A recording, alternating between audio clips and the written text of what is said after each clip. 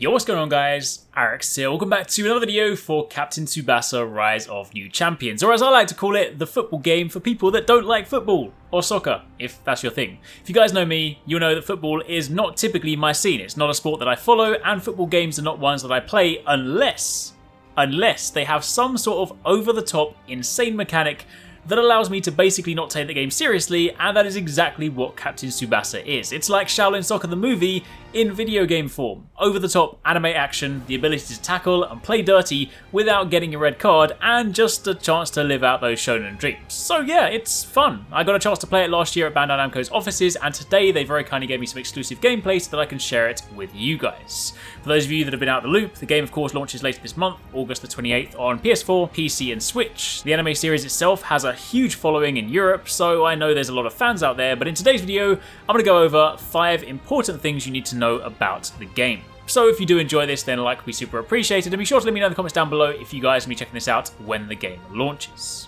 Now, first up, let's talk about the spirit gauge, because this is an important mechanic that is not only going to underpin a lot of what you're able to do in the game, but it's also going to give you valuable information about your opponents. The spirit gauge is a meter that all players have, and it's depleted every time you perform actions like dashing, tackling, special shots, saves and more. It replenishes over time for all the players except the goalie. The lower your spirit gauge, the longer it will take you to charge up shots, and if it's too low, you will be physically unable to dash or perform special shots, so it's important to keep this in check at all times. However, for the goalkeeper, the spirit gauge is a little different. Every time he saves a shot, his gauge goes down, and it's only going to recharge either at half time or if he lets a goal in. So with this in mind, one surefire way to get a goal is to wear down the opposing team's goalie so his spirit gauge is empty and he just has to let the goal in. So one of the key things in this game is keeping your eye on your opponents and your own player's spirit gauges at all times, because ultimately the more spirit gauge they have, the more effective they'll be in battle. Or the match, but battle sounds more epic, so I'm going to go with that. Next up, there's a couple of really important essential moves that you'll want to take full advantage of in this game to get the one up on your opponent, moves that will effectively allow you to avoid being tackled. The first of which is the dash dribble. If you have the ball, holding R1 will allow you to dash with the ball, running faster than normal until your spirit gauge is empty. The reason this is important, besides of course moving faster, is because it'll allow you to sprint past anyone trying to slide tackle you with R2. One important thing to note, however, is that if the opponent sprints towards you with R1 while you're doing the same, they will take the ball from you. So you need to be on your toes. Effectively, in summary, when in possession, R1 beats R2, but R1 will lose to R1.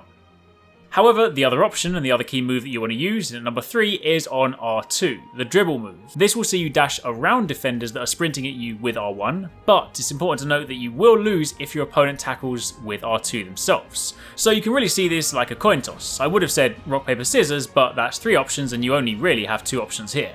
If you have the ball, R1 will beat R2, and R2 will beat R1. Meanwhile, if you're defending, R1 will beat R1 and R2 will beat R2. So you'll need to kind of use this as you're playing through, press the buttons at the right time to effectively get the one up on your opponent.